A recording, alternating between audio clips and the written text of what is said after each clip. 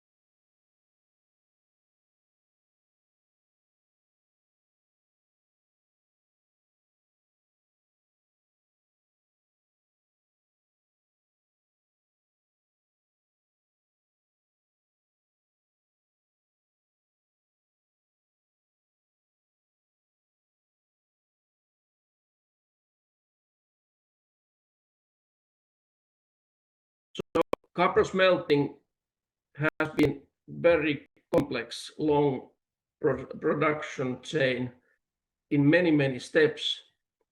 It is still done in steps, but not in so many steps. And the reason for that approach and the development has been the boundary condition of avoiding losses of copper during the production chain. Nowadays, the production chain from ore, so from mine to cathode, includes beneficiation steps at mining site.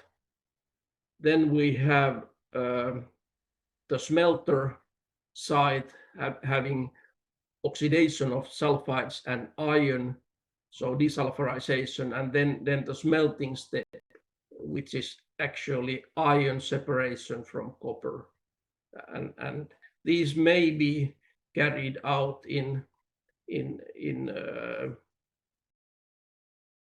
even in 3 steps. Sometimes it used to be four steps, and nowadays in special cases we can do it in 1 step only. So there is a huge development since the last 5 to 7 decades.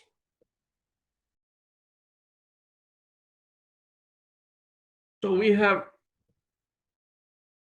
two basic groups of smelting technologies available for copper smelting, and they are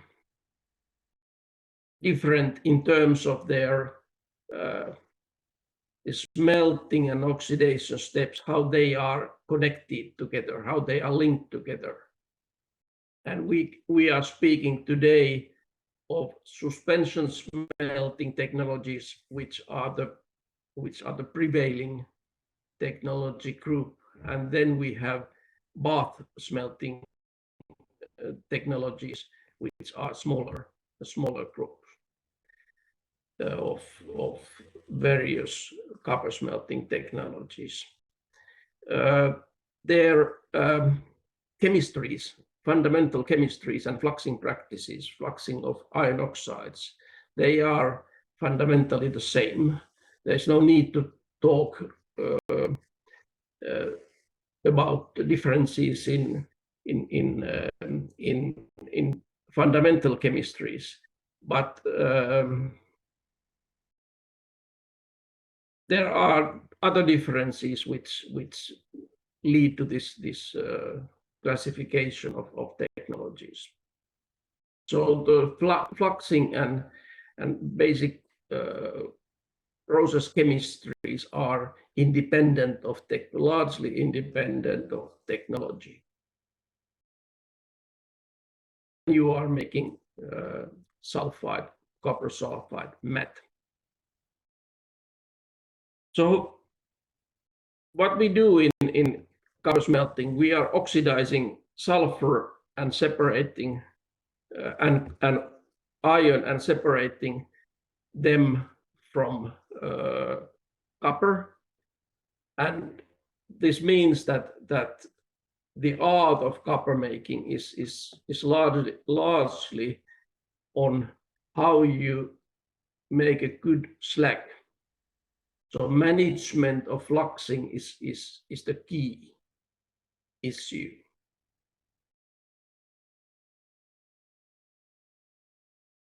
This is the first kind of thing to remember. The second thing to remember is that it has been always like this, but in increasing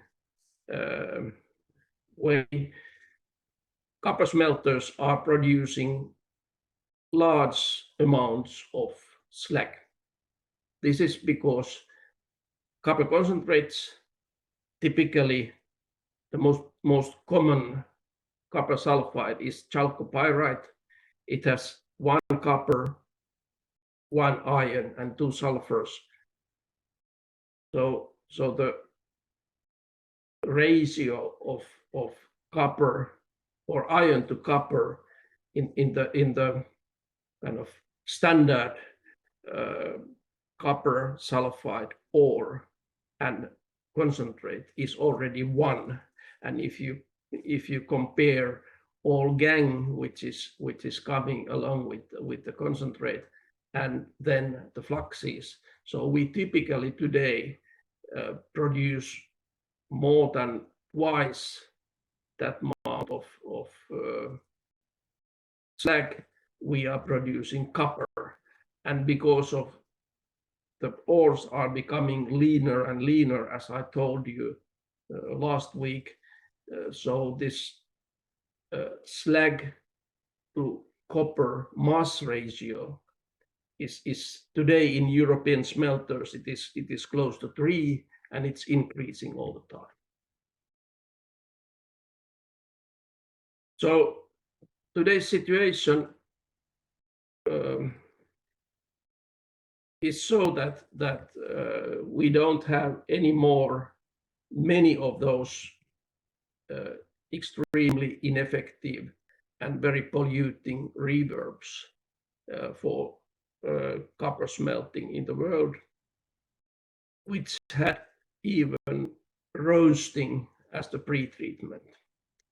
So since 1970s, flash melting has become the predominant technology here in copper and nickel matte smelting.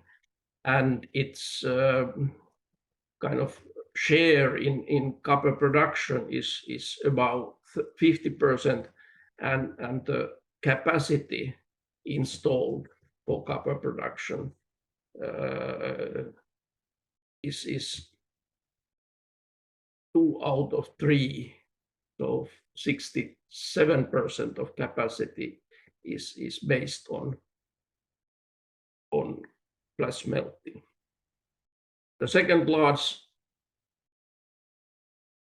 technology family is the, as I said, the various bath smelting processes, which have several names and several kind of developers. TSL, Noranda in Canada, and Teniente in Chile, Mitsubishi, SKS in China, Mitsubishi is in Japan, as you will later on see.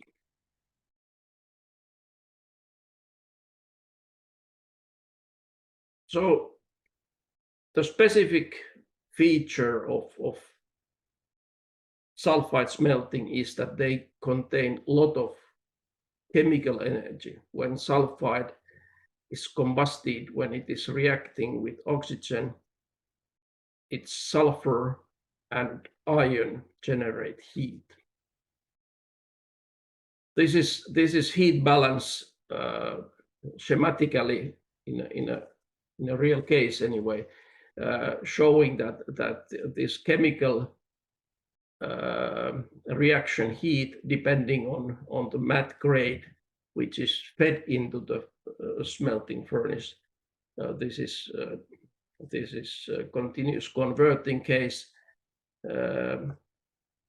has its reaction heat input on the left-hand side, and all these outputs contain a certain enthalpy content, and those enthalpy contents certainly are dependent on the raw material basis. This is, as I said, continuous converting case, so the product is always blister copper.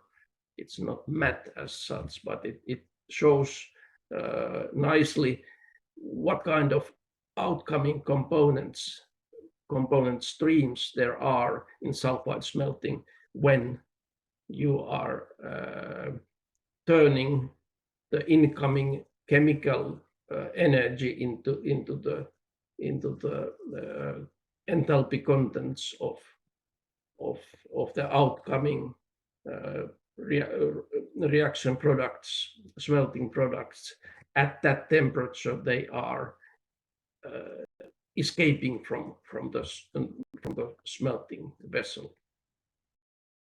So this is important. This is important in terms of operating the furnace, and this is important in terms of the reaction chemistry and understanding the boundary conditions of any sulfide smelting operation.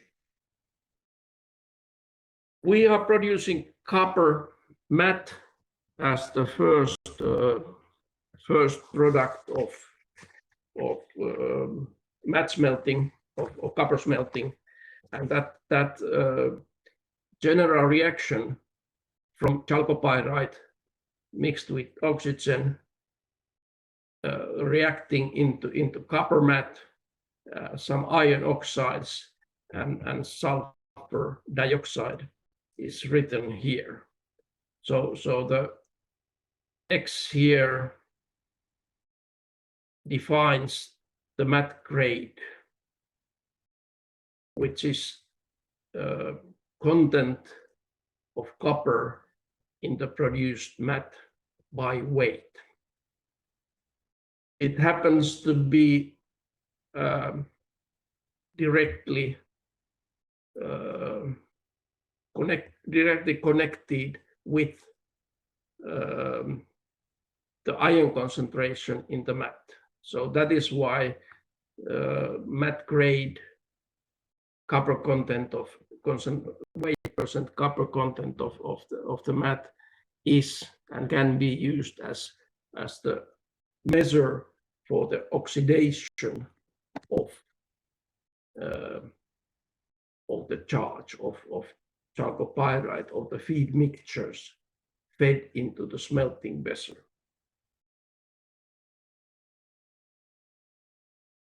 So this is how copper industry is describing their process and its degree of advancement.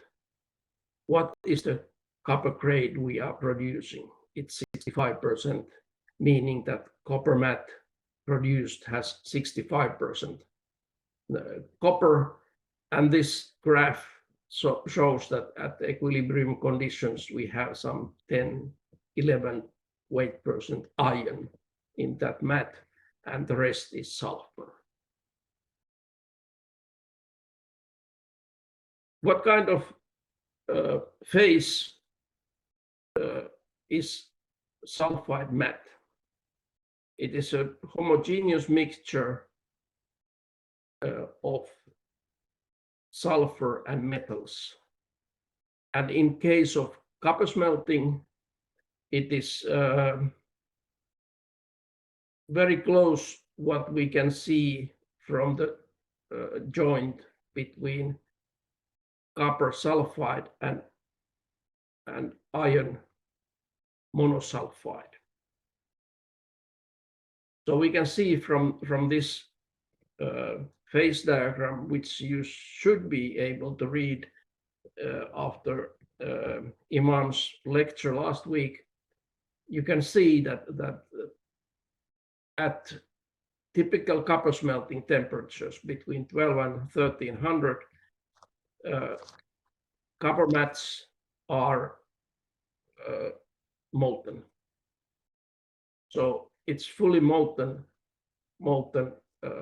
liquid phase, and when we cool that molten mixture down, we at low iron concentration, iron sulfide concentrations, we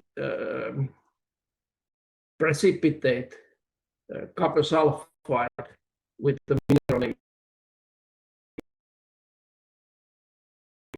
of disunite from molten matte, and at high iron contents we precipitate pyrrhotite, which is FeS, mineral name of FeS, from the molten matte. So the oxidation process under SO2 in the smelting vessel, it goes almost along this joint from FeS to Cu2S. That is why this quasi-binary phase diagram, it illustrates how copper mattes are behaving, when they are solidifying, and what is happening when that solidification proceeds. But as I said, copper smelting typically takes place around 1300 degrees centigrade, and then all these industrial copper mattes, even if they dissolve slightly oxygen, they are fully molten phases. They also dissolve such metals which are kind of sulfide formers by themselves. So this is the sulfur partial pressure diagram of copper mattes from copper sulfide to iron sulfide, and these open circles, dots, are experimental data from laboratory scale measurements, showing how certain copper sulfide, iron sulfide ratios behave as a function of their sulfur content. So industrial copper mats are not mixtures of etchinite or Cu2S and pyrrhotite FeS, but they are containing less sulfur. Sometimes they are called to be metallized, because the typical sulfur concentrations of industrial mats are between 20 and 24% sulfur, whereas these pure sulfides mixed together generate much higher sulfur concentrations. So melting point of copper matte is clearly below that of typical copper smelting temperatures, and in the next slide you will see the ternary phase diagram of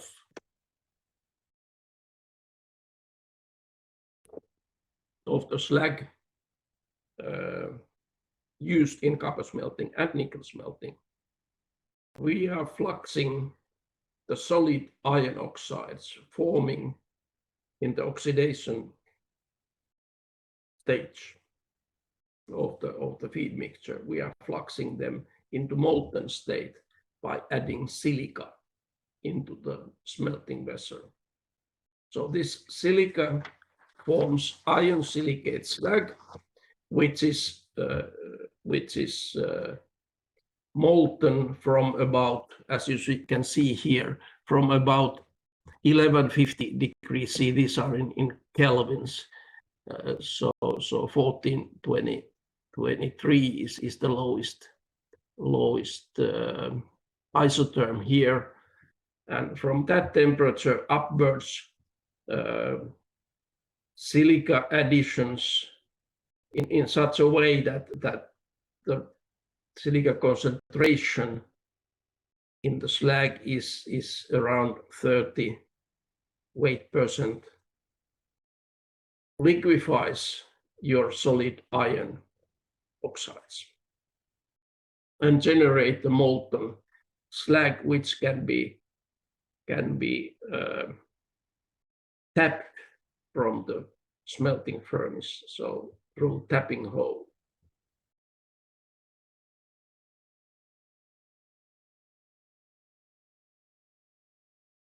So what kind of phase this iron silicate slag then is?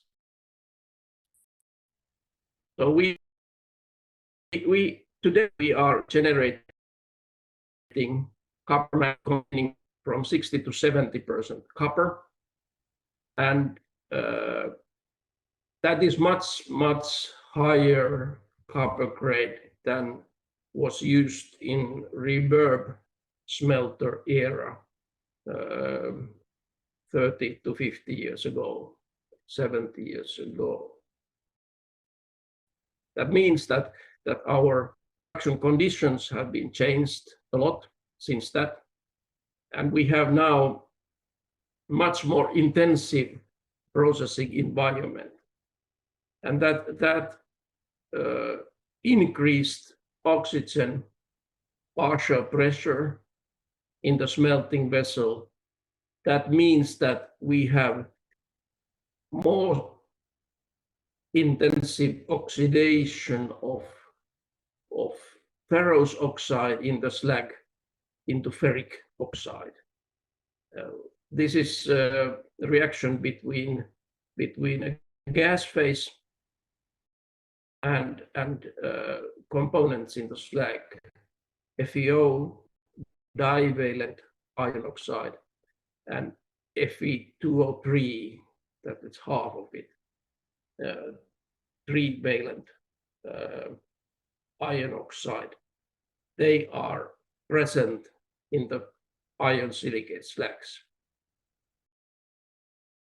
When we oxidize iron silicate slags too much, or if we are putting too little of flux of SiO2 silica sand into our smelting vessel, we end up with this kind of situation where ferrous oxide and ferric oxide in the slag, they precipitate as solid magnetite from the molten slag.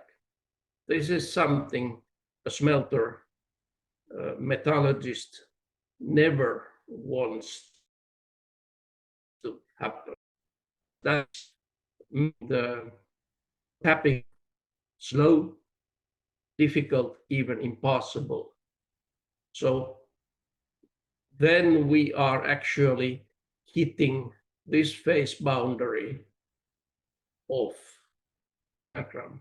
We are saturating our slag with solid magnetite, which is not pleasant because of existence of solid particles in the slag, which slow down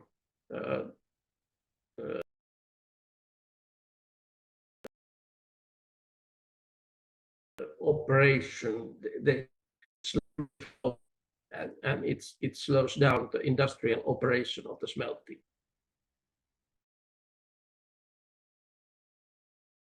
In addition to the magnetite saturation boundary, we can, from the previous chemical reactions, that in our iron silicate slag, the oxygen partial pressure changes as a function of the slag composition.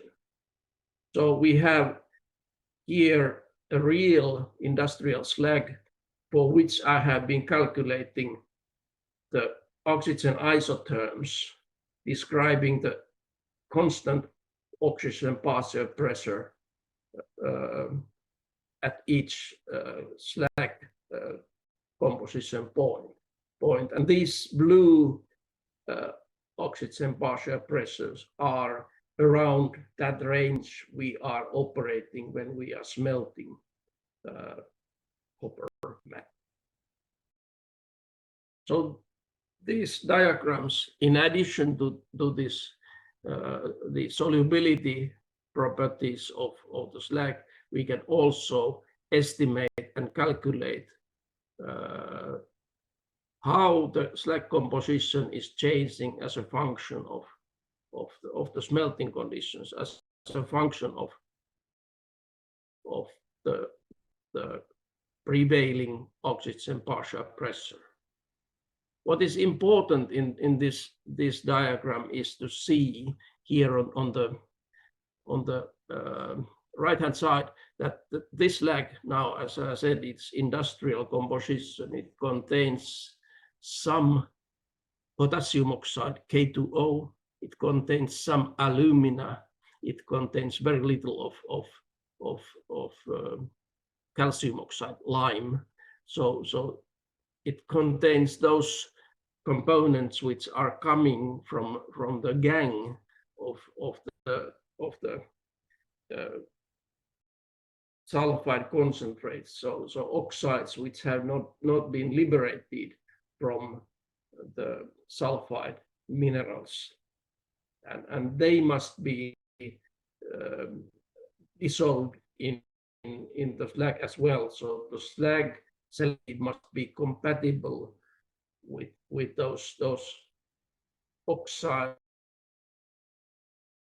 and dissolving all of them in normal industrial kind of amounts present in the smelter feed. And iron silicate slag is such slag. So how this precipitation of magnetite, this reaction number 3, how it is behaving in iron silicate slags. We need to know that because we want to avoid that phase boundary where solid iron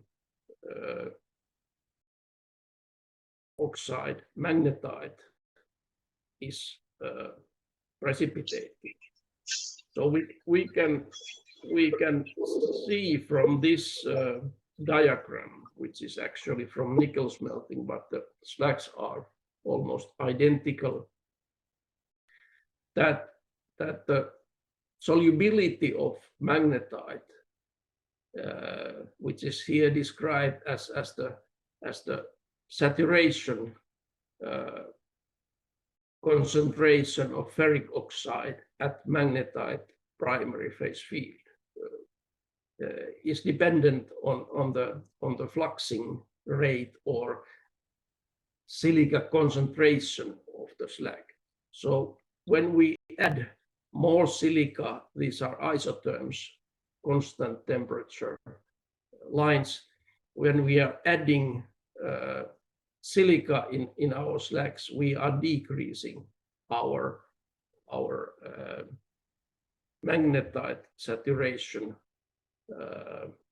in terms of its ferric oxide concentration. So if we look at these two equations here, the homogeneous oxidation of ferrous oxide into ferric, which is always taking place in copper smelting and other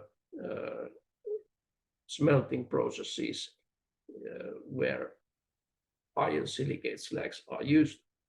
So in addition to that, we have the limiting concentrations of ferrous oxide and ferric oxides, which determine the precipitation of magnetite. So before we hit these concentrations, we are in fully homogeneous molten slag containing some amount of ferric oxide, and most of iron is still in ferrous oxide state. And this means that in copper smelting, we have always some ferric oxide present. And that ferric oxide is not precipitating out from the slag before it reaches a certain concentration level. That's the fact we can understand from the phase diagram, and that is the fact we need to keep in mind when we are discussing with smelter people. They are always talking about the magnetite content of their slags, and that magnetite content must not be mixed with this solubility boundary of magnetite. It is magnetite which is measured from the slag after solidification. And solidification, however fast it is, it always precipitates out all ferric oxide as magnetite. And that is easy to measure in industrial conditions and operations. And this is the measure of the ferric oxide concentration in the slag, but it is not meaning that our slags are saturated by magnetite. This is a big difference. Some people are mixing clearly the magnetite content before saturation of magnetite in in the molten state. And this phase boundary, primary phase field of magnetite and where that is. They are two totally different things, and the other is describing the degree of oxidation of the operating point, and the other is describing the primary phase field of magnetite. We have two types of copper species in our industrial and other slags as well. We have chemically dissolved copper, which is oxide form of copper, which is bound chemically with the silicate. And then we have in all industrial slags, we have mechanically entrained copper, which is in matte making, it is as matte droplets, and in converting and blister copper smelting, it is in form of blister. And the reaction for oxidizing copper from matte or blister is simply this one. So we have a certain oxygen pressure prevailing in our system, and then we have copper either dissolved in matte or as blister copper, and when this oxygen partial pressure at a certain temperature is increasing, so there is increasing tendency also for copper to be oxidized according to this reaction. So this is chemical dissolution, and in most industrial slags, more than half of total copper comes from mechanically entrained droplets, which may be carried to the slag by gas bubbles rising in the slag, or by suction of velocity gradients when you are tapping slag from your smelting vessel.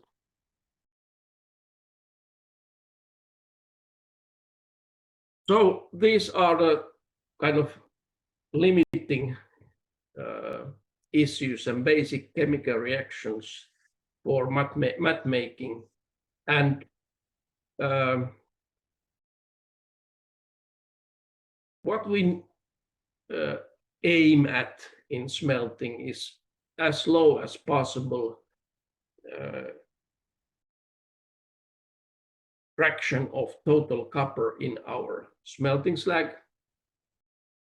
So we need to control the oxygen pressure, we need to control the mechanically entrained materials in the slag. But we, in many cases, like with trace metals, we need to also take care of the recovery of valuable trace elements into our matte phase, because matte phase is certainly that stream which is going on in the smelter process chains and in the downstream operations where these trace elements will be recovered. And we have been measuring here in Aalto University how these trace elements like precious metals, gold, silver, but also many other trace elements, how they behave in matte making. And the important parameter here is the thermodynamic kind of factor distribution or partition coefficient of a certain element. It is simply the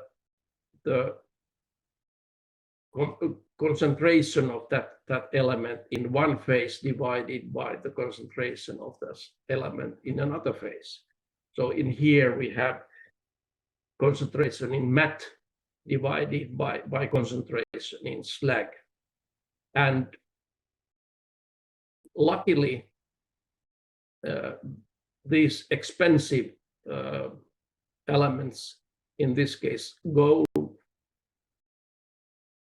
silver also, platinum, palladium, rhodium,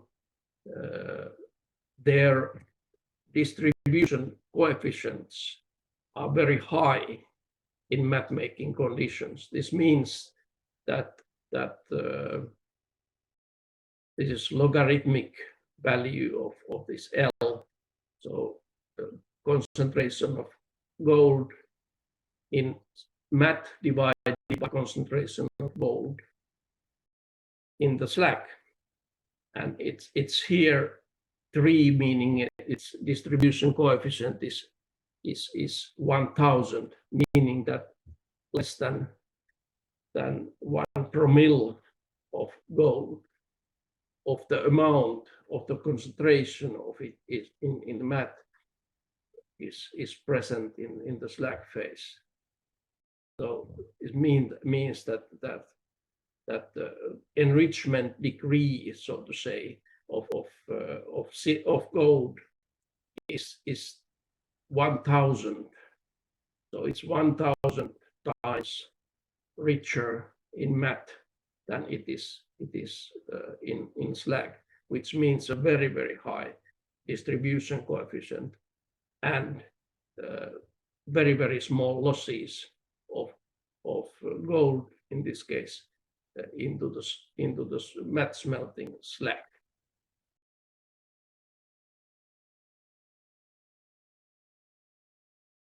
All high temperature processes are generating flue dust. We have two types of flue dusts in here. We have flue dust which is mechanically entrained in the process of gas. That means that the finest particles in the feed, they are entrained into the gas stream and captured there, or not captured, mostly captured. And then we have materials which are vaporizing at high temperatures. They are going into elemental form in vapor, metal vapors into the gas stream, and then reacting there with the off gas, forming oxides and sulfides and sulfates and so on. And they are, all of them are then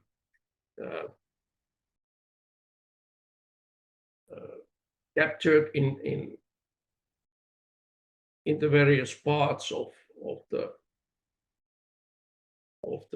off gas drain, in gas cooling, in electrostatic precipitator, and in the last stage in the acid plant,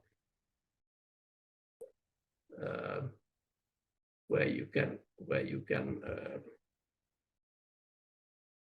capture the last traces of these very, very fine particles of flue dust. Fast smelting processes have smaller rates of flue dust generation, between 2% to some 3 or 4 or 5, and flash melting processes have about 5% when if the concentrate burning is operating properly. So many smelters are recirculating this flue dust back to the smelting, which means actually that they are forcing the elements present in the flue dust, the easily vaporizing elements, they are forcing them into anode copper and into slag. This is not probably wise in the future, but it will be the case in many industrial operations today. So I have few words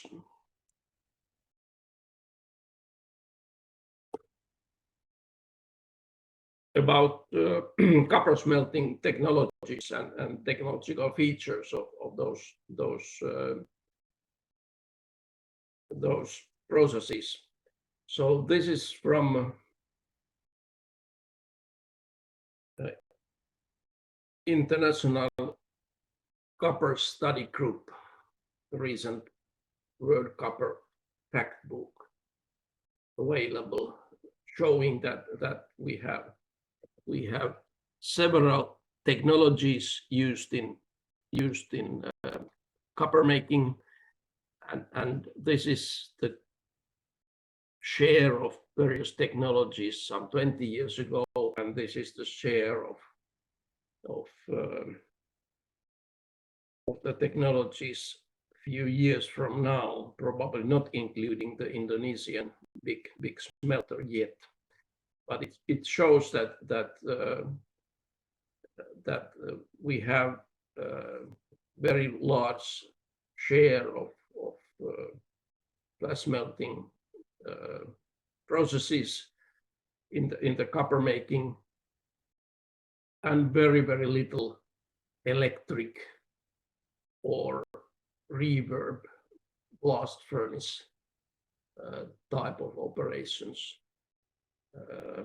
which are really the polluting ones.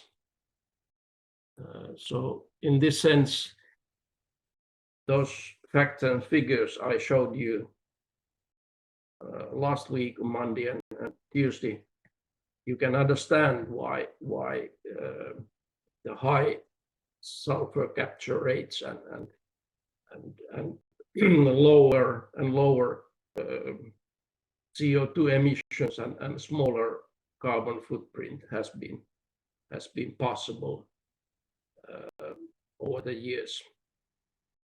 So this is the flash melting furnace. So it is unique vessel, not used in any other purposes than sulfide smelting, copper and nickel and lead also.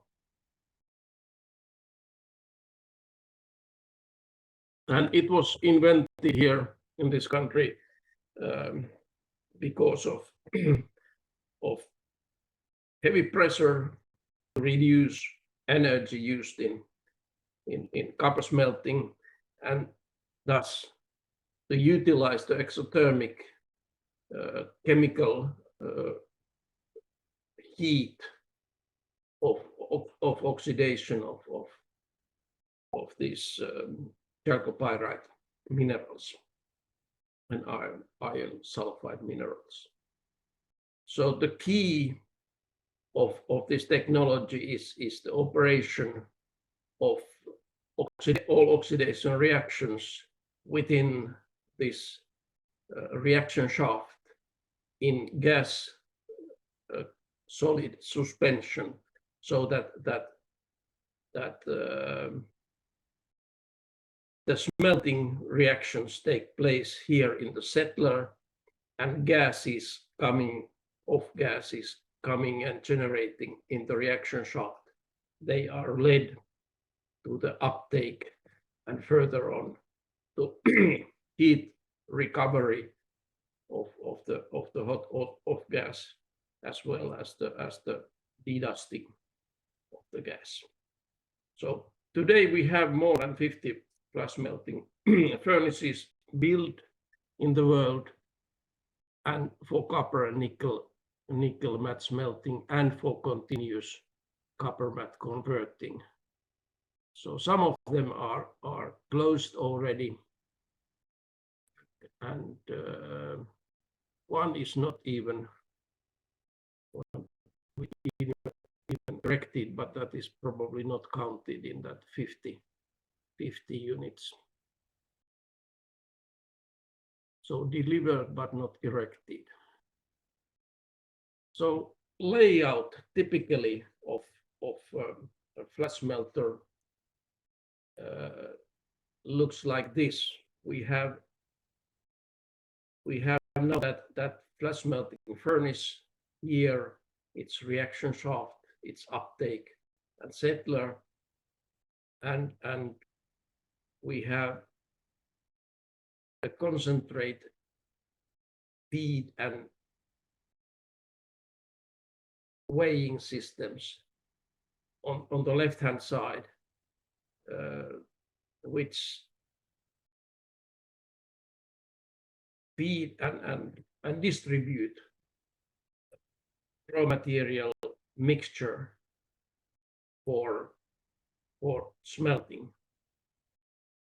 And then we have here on the right, we have here boiler, which is much bigger unit than a smelting furnace, and electrostatic precipitator, ESP, and beyond that is the main gas blower feeding the off gas into the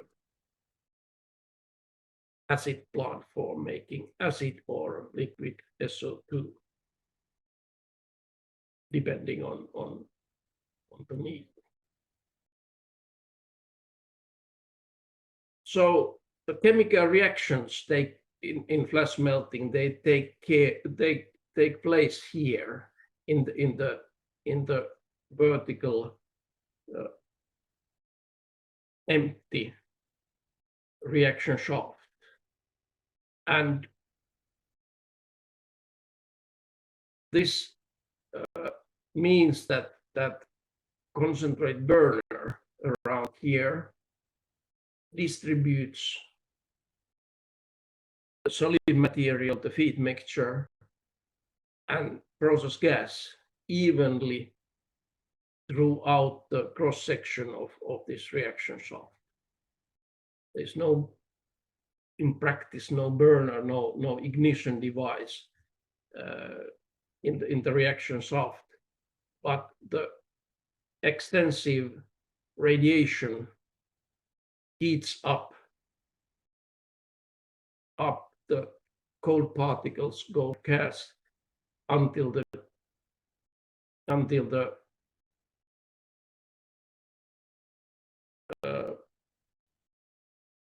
most active particles ignite, and then the rest of the material, the sulfides, are ignited and combusted.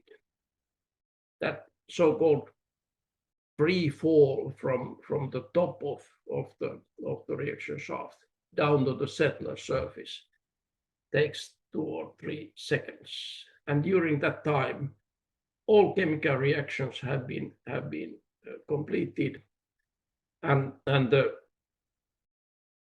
energy from the combusting particles has been released and distributed throughout this reaction shaft, and those particles combusting reach very high temperatures, much higher than the average smelting temperature.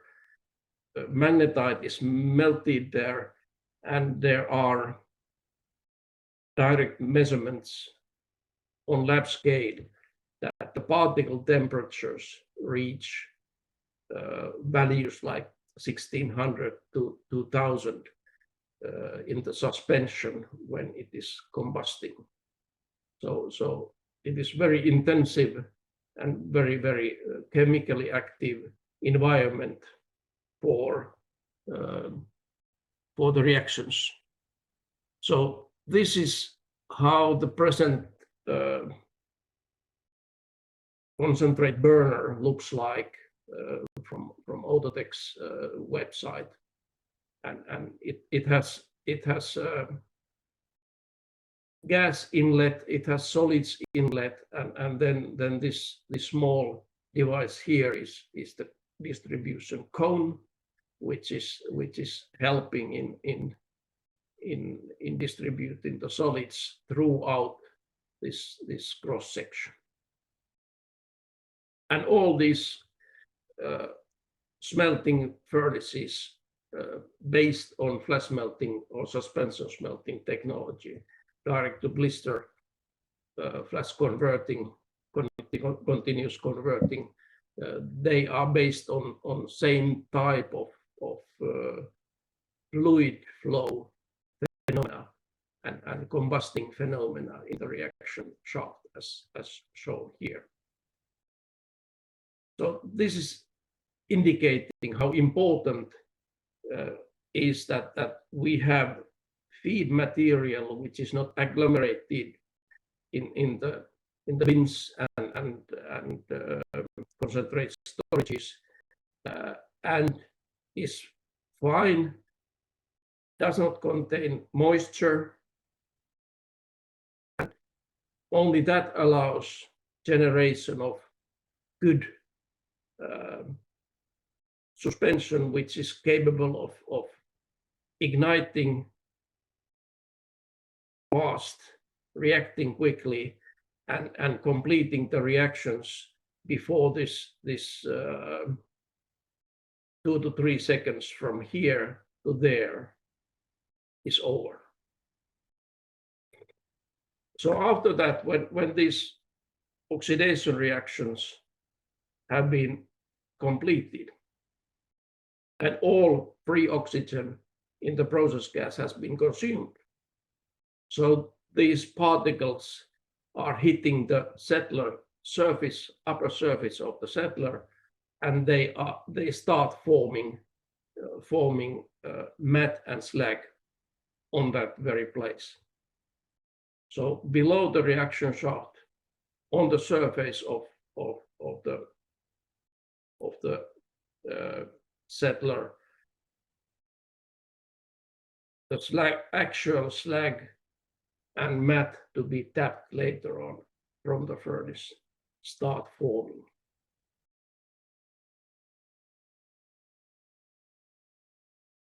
I promised last week to show you probably the most important diagram in copper making, which is based on these diagrams we were discussing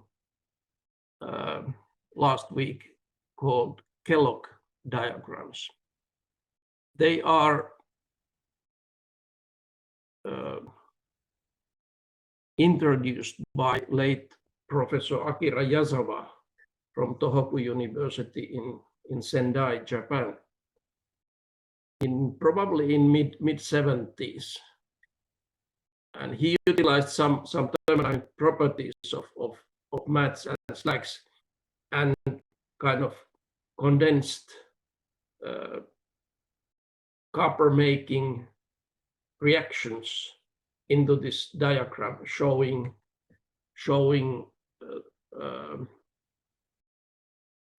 the primary phase field of metallic copper, molten copper, the primary phase field of solid iron, and the process domain where copper slags are stable, from copper-free iron matte, FES matte, to very high matte grades of copper matte making. It has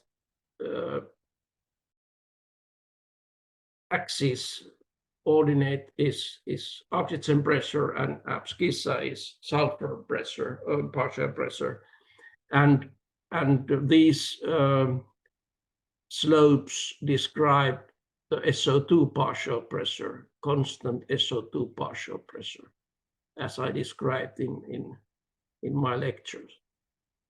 So you can see that pure SO2 is reached on that rather thick line here, and here we have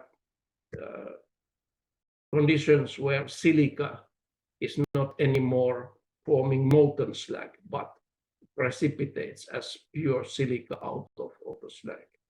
So this is very, very useful, extremely complicated diagram, but so easy to read that you need to examine this diagram some days before you can actually understand how brilliant it is in describing the copper smelting and converting, and also fire refining.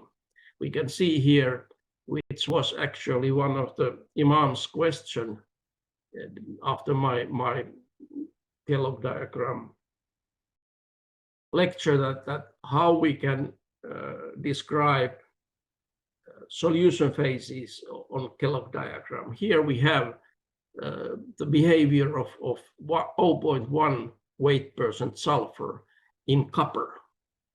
And these lines are showing the dissolution of oxygen into molten copper. So this diagram actually contains also solution data for copper, where ion, this is also showing the ion activity when solid ion is precipitating out from molten copper. So when we have this total system with copper, iron, oxygen, and sulfur.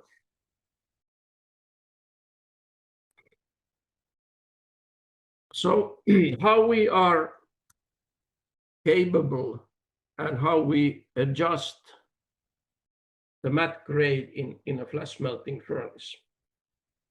So in flash melting technology, we can adjust the matte grade in a wide range. We can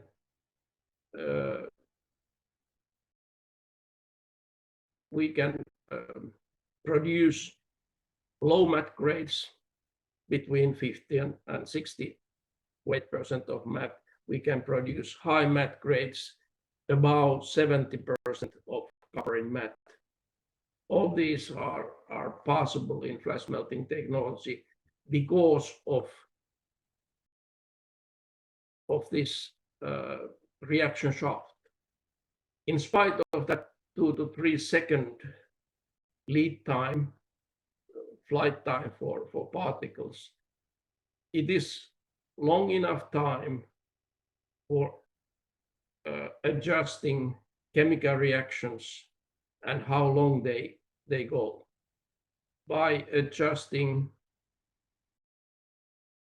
the amount of oxygen fed into the reaction shaft per ton of feed material.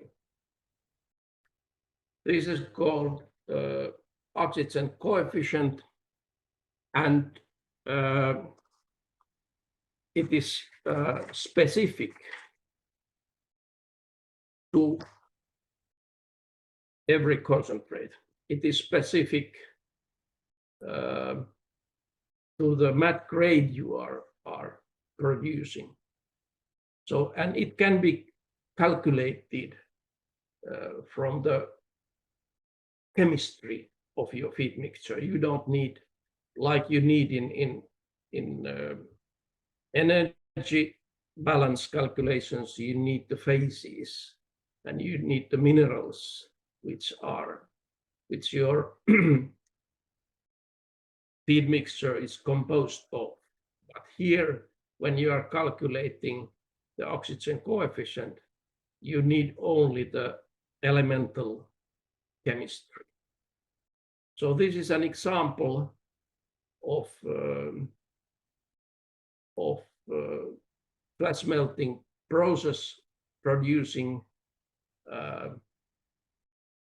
different matte grades from concentrates having different copper contents, and oxygen coefficient is shown here. So each copper concentration in the feed mixture generates essentially direct line as a function of the target matte grade of your smelting vessel. And the lower the concentrate is in copper, the more oxygen we need, because there are other than copper sulfides available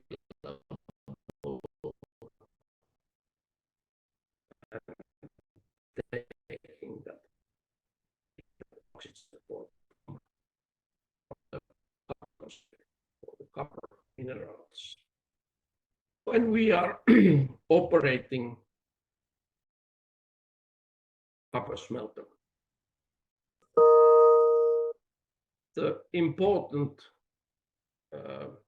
economic issue is the recovery of copper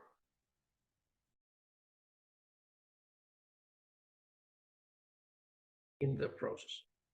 So if the recovery is low, we lose copper into slag and other side streams. And we can't fulfill the requirement of the mine selling the concentrate, because all copper is payable and we have paid based on certain recovery assumed in the deal. And the other important factor in operating smelter is certainly the online availability of your technology. How many hours and how many days of a year you are running your smelter with the nominal capacity. Is it 95? Is it 89, 85 or something in between? These are the factors which are defining actually your revenues. So in flash melting technology, this copper recovery has been always high due to the continuous operation of flash melting. This also means that when the operation is smooth and it's continuous, your feed rate is on a continuous level all the time. Your slags are, so to say, in a better shape, so that you can recover as much as possible copper from the slags in slag cleaning operations. This is sometimes a problem in batch-wise operating technologies, and this is important in cases of custom smelters. Custom smelters are smelters which are buying their concentrates from several mines, blending them and using blends which may change from 1 week to another, or even more frequently. So this means that the operational point must be adjusted again after a certain kind of batch of materials has been digested and smelted. And also means that we, in those cases, we are getting somewhat different types of slags into slag cleaning and somewhat different type of mat for the downstream operations.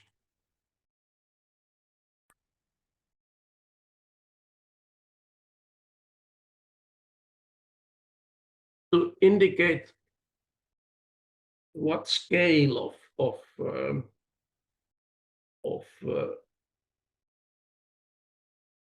operation is the gas cleaning and sulfur fixing operation in sulfide smelting, I selected this picture to you to indicate roughly the size of the smelting furnace and the size of the boiler.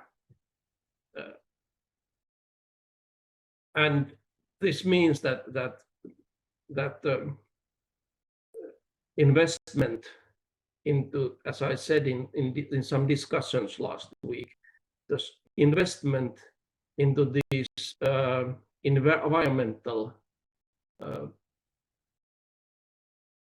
features and into the environmental performance of the smelter, they are significant, and if you are responsible operator of and producer of copper, you must always take into account that you need to collect as much as possible SO2, make it into acid, and also take care of flue dusts, treat them separately, or return them into the feed mixture for recirculation. So comparing various technologies, it's not only comparing recoveries and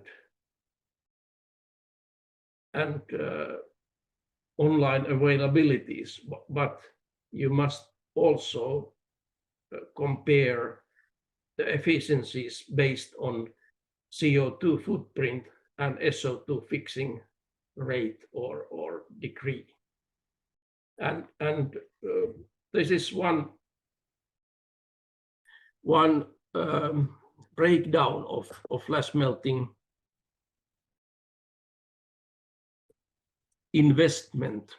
What kind of subgroups of money the capital investment is included in the gas cleaning and handling of the off gas. So it's almost half of the total cost of a smelter.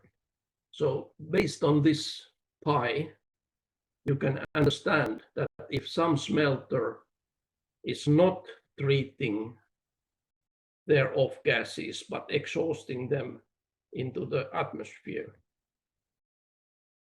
they have much less invested in the smelter hardware.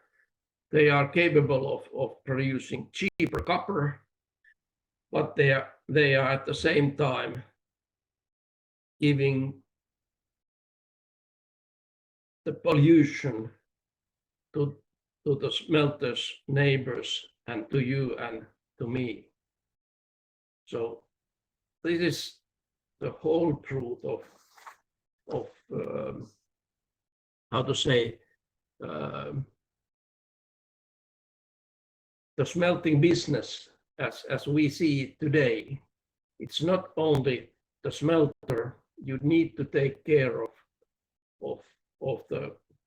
the side streams of your smelter, and you need to treat all the side streams becoming from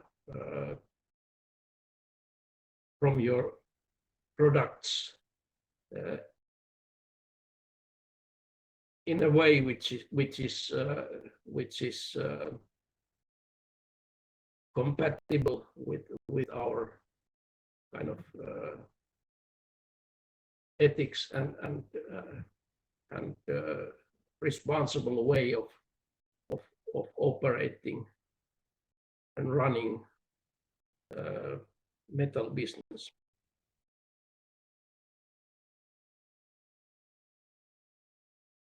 So this is probably not in the focus of this course, but I showed this slide because I wanted to make it clear how different steps of the process chain may be bypassed, and explain that a certain technology is better or superior, even if it is causing local or global pollution in terms of SO2 and CO2, and also fugitive emissions, which are linked with this off-gas handling. So dust load to the local environment, dust load into soil, water, and also handling all side streams like slags and dusts and so on. Few words about those bath smelting technologies, which, as I said, they don't chemically or from fluxing point of view, they don't they are not different, very much different from glass melting or suspension smelting technologies. The chemistries are the same. Fluxing principles are the same. Some mechanisms in slag and matte formation are not the same, and those I will address now. So in all bath smelting processes, the smelting and oxidation of the concentrate sulfides and generation of matte and slag, they take place in the molten bath, in the same vessel, in one vessel, and these technologies have been developed, many, and they are used industrially in several locations. So we have a lot of information, we have a lot of technological solutions to do this, and we have several technological approaches in doing this processing in one vessel. We can introduce the gas by top blowing lance to a vertical converter, or we can use 2 years for introducing low pressure tuyeres or high pressure tuyeres to introduce oxygen and oxygen enriched air. This is one way of kind of classifying these bath smelting processes. Typically, many of these bath smelting processes are horizontal vessels, longer than Beer-Smith converter, where they use low pressure oxygen-enriched air injection into the slag path, and then raw materials are fed on the top of the molten bath. So this is typical to technologies which have several names in the industry. Often bath smelting processes are described with the smelting reactor only. But if you would like to look how the total bath smelting smelter looks like, so it has pretty much the same component vessels as we have in flash smelter. This is TSL Ausmelt plant from Outotec's website, and here we have Ausmelt reactor. This is the off-gas drain up to sulfuric acid making. So this is waste heat boiler, radiation section, convection section, then electrostatic precipitator, and finally acid plant. And after the actual TSL reactor, we have a settler furnace, which is typically separating slag from matte, and we use this molten slag for some purpose in the best case.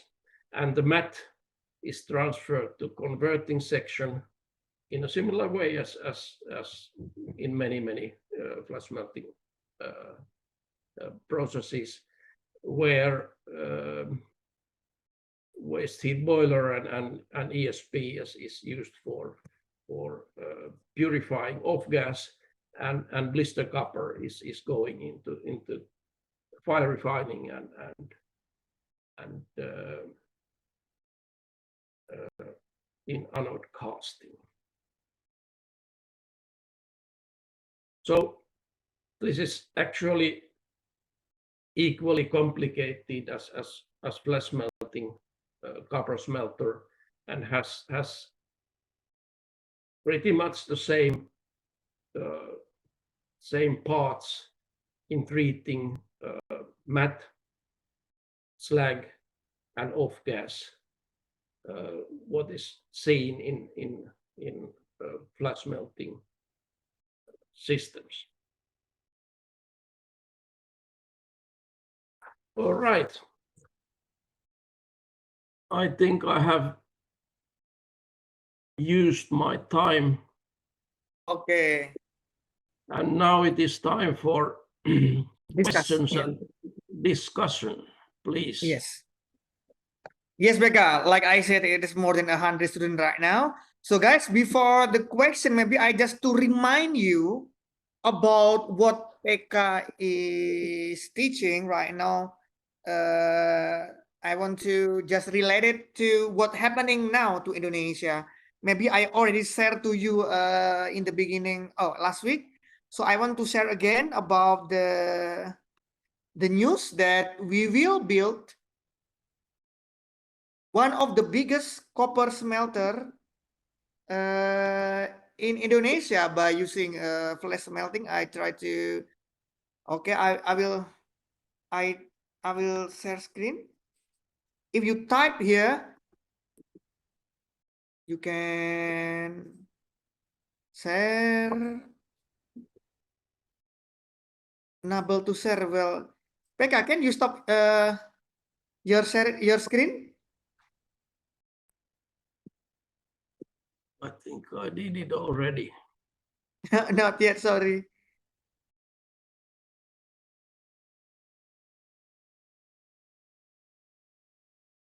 PK pause. You just pause, not stop, PK. Maybe that's the reason. Now my screen is so small now that I can't see the button. Sorry for that. It's okay.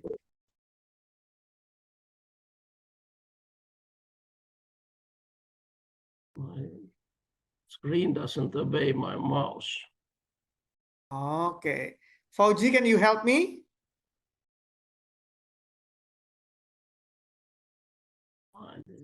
Yes, Mas. What? Can you stop the screen of PK? I think Because only you- Pekka could stop the screen share. I can stop. Oh, okay. Oh, no, no, no. I can stop the screen Yeah. share. Yeah, because you are the admin.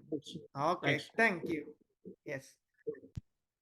So guys, if you type in a Google free copper Freeport Syura Indonesia, that this is very recent news, 16 July 2020. So when this news come first time, I told PK and PK already know that in Gresik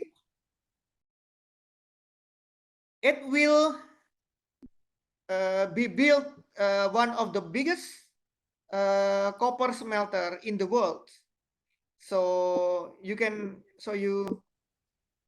find the news in Google, or in Indonesia it's Tembaga Smelter. Yes, you can find this also from CNBC Indonesia, 16 July. This one. So soon in 2023, I think, PK, Freeport should finish the construction. So it means that maybe in 2014 they will be commissioning, and I'm looking forward for that. And maybe I will be there, or you will be there also. Hope so. Hope so. Yeah, I don't know. I can ask my friend, please invite me. I want to see the commissioning. But Autotech, I don't know. I wish that Autotech will bring you so we can meet in there for commissioning. But that's the good news, that soon we will have. Currently, we have Mitsubishi continuous process. We have already copper smelter. The capacity around 300, and it will be increased the capacity to 400, I think, something like that. But the new technology will be used for new smelter to process the concentrate of Freeport. So that's the news, guys. Okay, now I want to open for the question. So just ask the questions, but before that, say your name, okay, and your origin, please. This is rare occasion, okay, guys. PK is the expert in the flash melting, so you directly learn from the expert who develop, who optimize the Autotech processes, the flash melting. Okay, guys, please say your name, your origin, and questions. Don't be shy. Normally, it is hard to beginning one question, but after that, we can't stop. Okay, guys. Questions, please.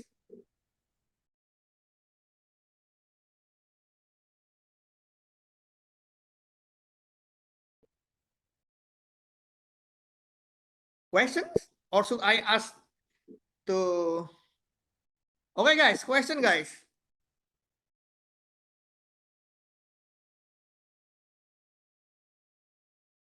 PK, this is maybe a quite interesting question I will deliver to you, that in the world, before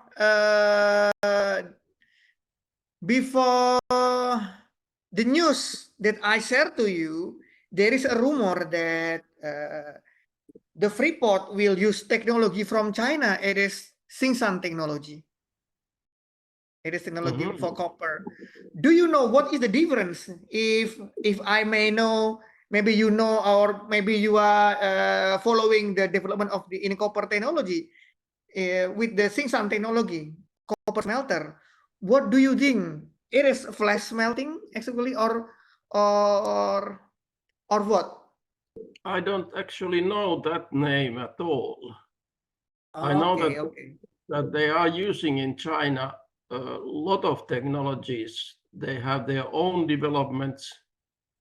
This SKS is one of the names, but they also use flash melting for lead production, which is not practiced in any elsewhere. They are also using Russian technology for copper smelting, which is called, or was called in Russia, Banyukov process. And now it is called, by Chinese, it is called side blowing technology. They are using that in several applications, in antimony smelting, probably in bismuth smelting and lead smelting as well. But I have never heard about that name you used. So this SKS technology is used in many places in China in rather small units. And I don't know whether you are referring to that. Okay. Probably Pekka. Imam, if he would be online, he would know that. But Longgong is not here. Longgong. Okay. Longgong Yes. is not. Yeah. We might ask him Mm. later this week. Yeah. If you Longgong, type, yes. Longgong is aware of pretty aware Yes. of all these Chinese developments. Yes, he really aware. Okay, guys.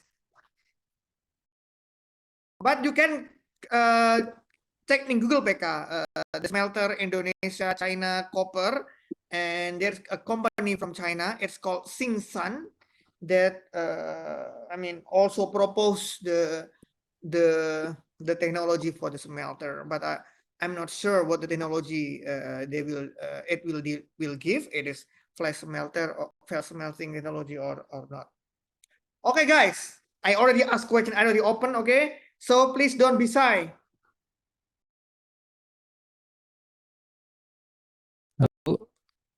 Mas Imam, Oh Can I- yes, Pak Taufik.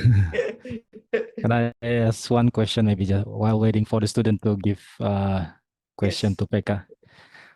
Hi Pekka, it's very nice presentation. I see new things here, especially about the suspension smelting, where we have solid over oxidized in the shelf area, and then later it will be re-equilibrate, I guess, at different location. Is that right? Is it correct? My conclusion. Yeah, that's roughly so. Yeah. Okay. I once see like a sample from industry where they have a heap under the reaction shaft. It's quite big heap. What I mean with heap is unmelted charge. I saw that. Kind of accretion. Yeah, accretion, but it's inside the melt, just below the reaction shaft. So it seems like a feed that was not melted, but it was like keep building under the reaction shaft. I don't know what's the reason. It was in one of the flash furnace in Philippines. I remember. Okay. Do you know Pasar. what's the reason? Yeah, Pasar. Well, what's the reason sometimes in flash furnace we have like this heap formation under the reaction shaft? Was it because of the size of the feed, or was it because different kind of mineralogy? At that time, I couldn't understand. we tried to do couple of scanning electron microscope analysis. We tried some thermodynamic calculation, but I guess we never had a clear explanation why that happened, and suddenly it disappeared. I don't know why. So, but in Yeah. one period it just appear, but then it disappear again. So maybe you have some experience about this. Thank you. Yes, I I might guess, but it's only a guess at this moment. This concentrate burner, I showed one of the kind of ads about that in my slides. It's very sensitive device. It must be maintained very carefully. It must be operating time-wise smoothly, and it must be operating very symmetrically throughout the reaction shaft. So if the feed preparation is not proper, if there are agglomerates, which is rather common in copper nickel concentrates, it's self-agglomerating material. So if there are agglomerates in the feed mixture, so they typically are millimeters or some 2 to 5 millimeter in diameter. So they are much bigger than any concentrate particle. And then they are distributed badly in the reaction shaft. I would guess that this kind of reaction shaft accretion comes from badly operating concentrate burner. So it is not distributing all these materials smoothly over the whole cross section of the reaction shaft, but it is kind of feeding too much on one side and feeding nothing on the other side, so to say. One reason may be incorrect use of this. There are horizontal gas streams, very fast flowing gas streams in the distribution cone. If those streams are not optimized, if they are too fast flowing, if there's too much gas, so it can blow the whole concentrate mixtures on the walls of the reaction shaft. This has happened several times in smelters that this in particular the old-fashioned design of reaction shaft, which is brick layer, brick lining, and outside is spray cooling. So that kind of old-fashioned reaction shaft wall has been penetrated by this material. So it has been flown too fast on the against the walls of the reaction shaft, and then reacting there and even kind of eroding away material. But this is all kinds of, how to say, failures of this type are very common if the concentrate burner is not maintained perfectly. Even if smelting is a powerful smelting technology, so it's also very sensitive, and this concentrate burner is one of the most sensitive kind of parts of the technology. And in most smelters, it is delivered by Outotec and not by a local machine shop or something. So it is a high-tech device. And that is why it may be that sometimes it forms and next day it's gone. So because it's very dynamic situation if the concentrate burner is not centered perfectly, and if it's gas flows and all the parameters are not correct, so to say. Okay, Pekka. Okay, thank you, I Pekka. hope that's yes. Was I too complicated? Yeah. So it's not not only chemical or thermodynamic, it's more like a Fluid physical dy- thing fluid dynamic. sometimes, fluid dynamic. Yes, Yeah, okay. yeah. I would guess that it's in that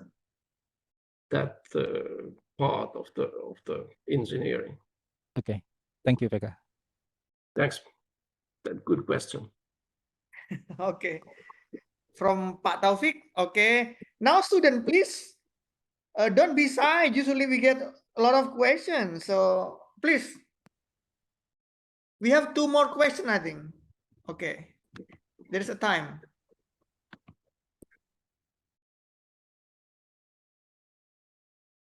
Hello, everyone.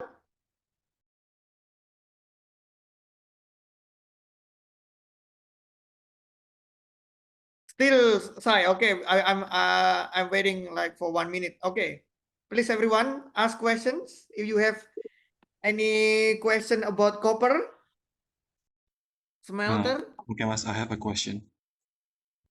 Okay, who is it? It's Fauzi. Okay, Fauzi. Yes. Please. Okay, hello Pekka, good afternoon. Thank you for your explanation. So I have read some literatures about flash melting, and it concluded that one of the main disadvantages of this process is a large loss of precious metals to slag. My question is that true? And if it is, how could we address this issue to minimize the effect on our production?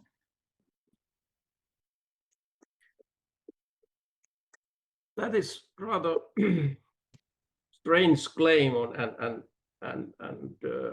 I never seen any paper saying that flash melting is losing a lot of valuables, Yeah. precious metals or platinum group metals. In one of my slides, I never read. So I never read. Yeah, I never read that kind of information also. Fauzi, that might be a rather good reference for me to see as well. But I showed one slide about the equilibrium distributions of gold in flash melting mapping conditions. We have similar data from silver, palladium, platinum, rhodium in copper making and nickel matte smelting as well, and they all show very high distribution coefficients, meaning that they are even higher than that gold I showed you in one of my slides. So slide number 15. Those distributions of platinum, rhodium, and palladium, they are even higher than that of gold. So the distribution coefficients are of the order of 100,000 or 1 million. And they are extremely high distribution coefficients. So I have seen couple of, so we have actually collected a lot of information because we have been doing experimental work in this field, and actual author herself was on the line in the beginning of this lecture, but the kind of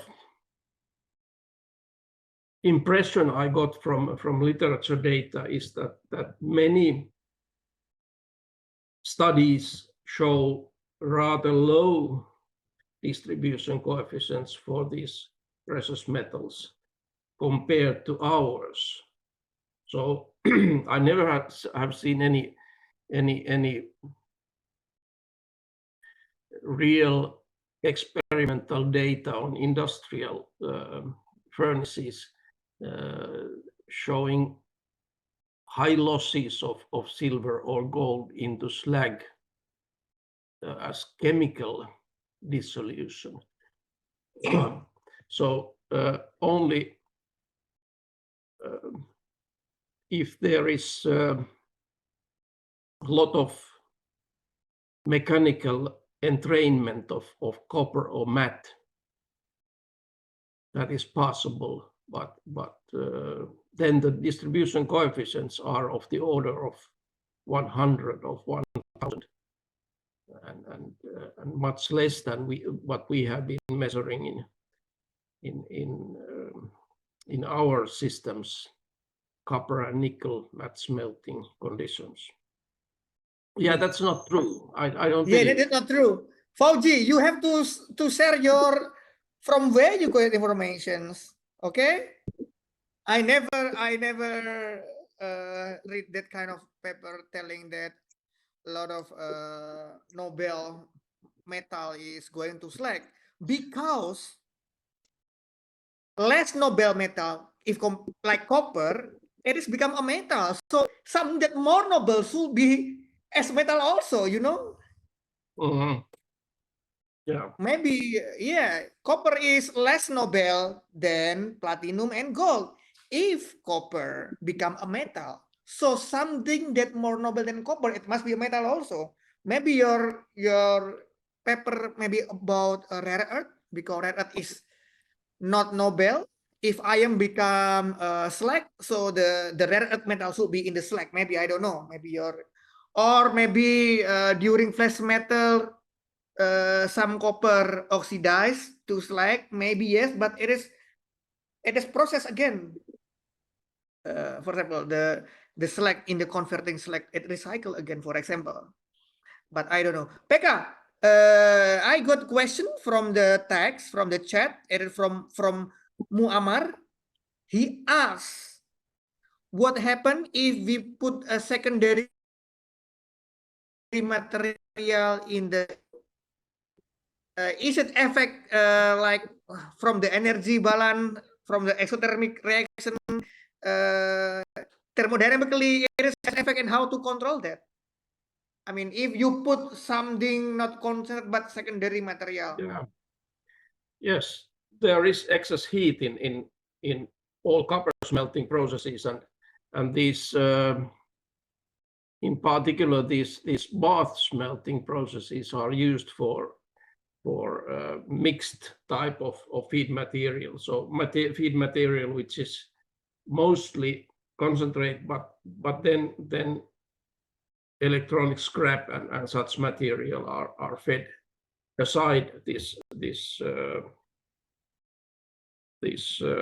primary field.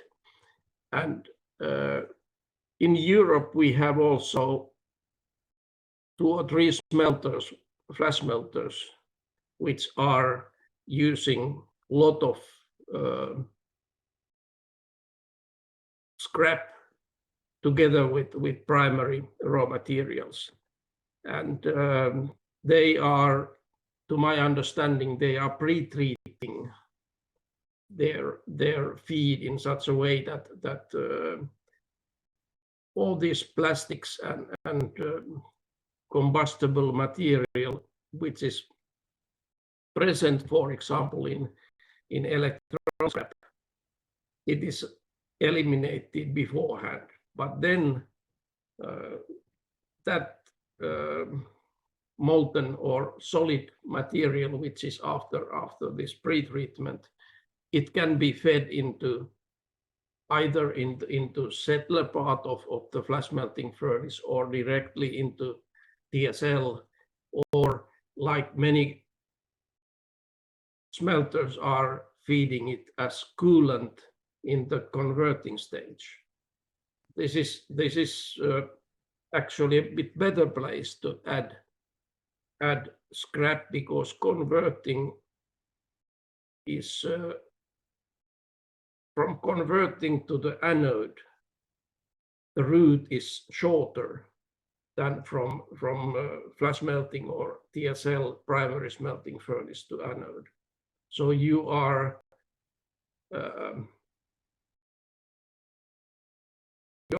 prefer to use as short route as possible for your scrap material. So that is why it is mostly added in the converting stage and not in the smelting stage. And why that shorter route is better, so you always lose some material, whether it is 1 out of 10,000 or 10%, you always lose some material into the slag. And if you can add it into converting stage, so there's no material losses in the smelting slag then, but only in the converting slag. And this idea of adding secondary materials into the production chain as late as possible, even in anode furnace. So it is the preferred kind of strategy of using secondaries. But yes, indeed, copper smelting is using a lot of secondary material because the converting step needs coolants. It needs material for controlling the temperature during converting stage. Yeah. So there is no issue, Muammar, because it is so exothermic. So it even need a coolant. So a coolant is something doesn't have any enthalpy, like granulate, slag, or like scrap, PK, right? So it's become coolant. So I think this it's already 4 PK. Sorry, in here 4 p.m. In here Indonesia is exactly 4 p.m. now.